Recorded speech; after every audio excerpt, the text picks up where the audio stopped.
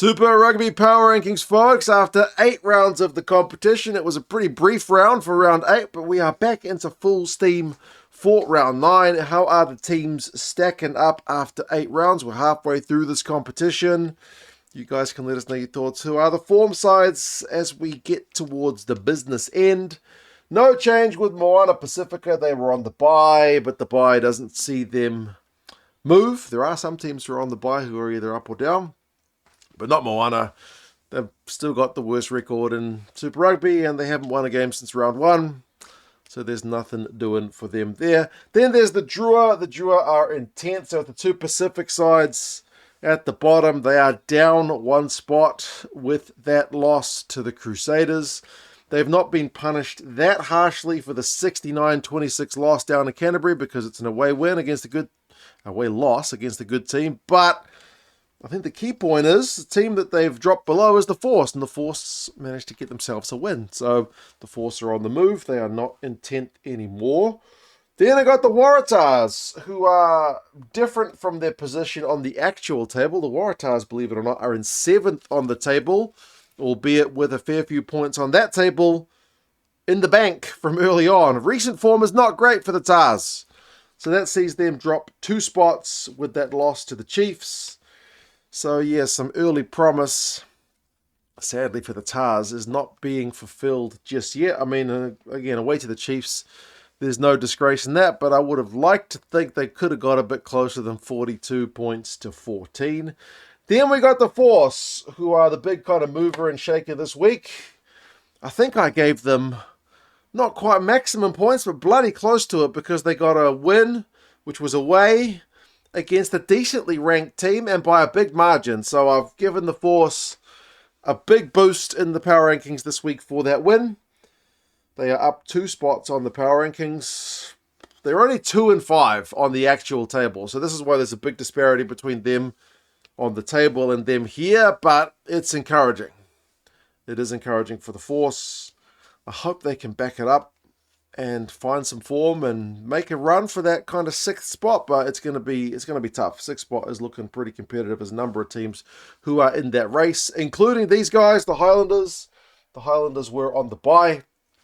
The Highlanders are up 1 spot on the bye, largely because the Tars lost again. So it's more the Tars dropping than the Highlanders gaining, but hey, sometimes that is just the way it works. Then there's the Reds, who are in a bit of a bother at the moment, because they were on a 4-match winning run, and they got ended very abruptly by the Hurricanes away from home. It was a smashing in Wellington, and you thought, all right, well, back home to face the Force the next week, you get a chance to kind of regather yourself and dust yourself off, get back on the wagon and make a push. No, they got slammed by the Force, and like it wasn't a fluke. They were well and truly beaten by the Force. So down 3 spots on the power rankings. It's a little bit troubling for Les Kiss. He's going to have to, rally the troops to get them back going. And then the Brumbies, rounding out the Aussie sides, I've got them in 5th. They are up 1, despite being on the bye, because remember, their recent record is also not that flash, but being on the bye, and with the Reds dropping, they have gone up a spot. The Brumbies are in 4th on the actual table, so it's a slight difference with me getting them here in 5th. More because other teams had recent wins while they were sitting on the bye. The bye situation will even itself out as the season progresses. Then there's the Crusaders, who are in 4th on my power rankings. They are 5th on the table. So they got a win over the Drua at home. You don't really raise any eyebrows there, but they put on almost 70 points. Cody Taylor scoring 4 tries was certainly something. So, look out.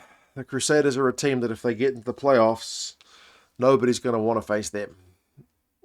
As a team with about as much playoff experience as you can get. I know they've always had changes in personnel, but there's a lot of veterans who've had a lot of success in the playoffs over the years. So, they've won a number of Super Rugby titles without having to be the number 1 qualifier. So there's the Crusaders.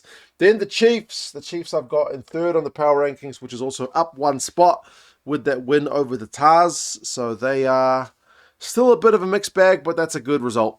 That's a good result for them. Remember, there was no DMAC for that game, so a bit of a rejigged back line, but they did really well, so they're going to be another threat. Top two have not changed. The Blues are still there in second, and the Canes are still there in first. They were both sitting on the bye for the week that was, but not enough in the other results to see either surpassed by the Chiefs or the Crusaders at this point.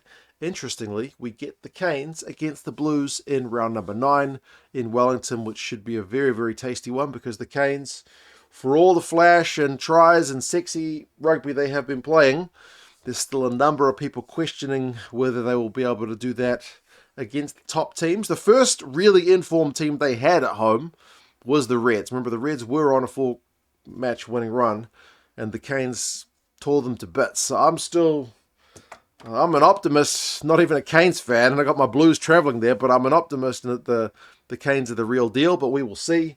You guys let us know your thoughts on how the teams are looking as we enter the kind of halfway period of the competition. Who do you think makes the top 6? Is it these teams? Do you see the Highlanders, the Tars, the Force, anybody else making a push?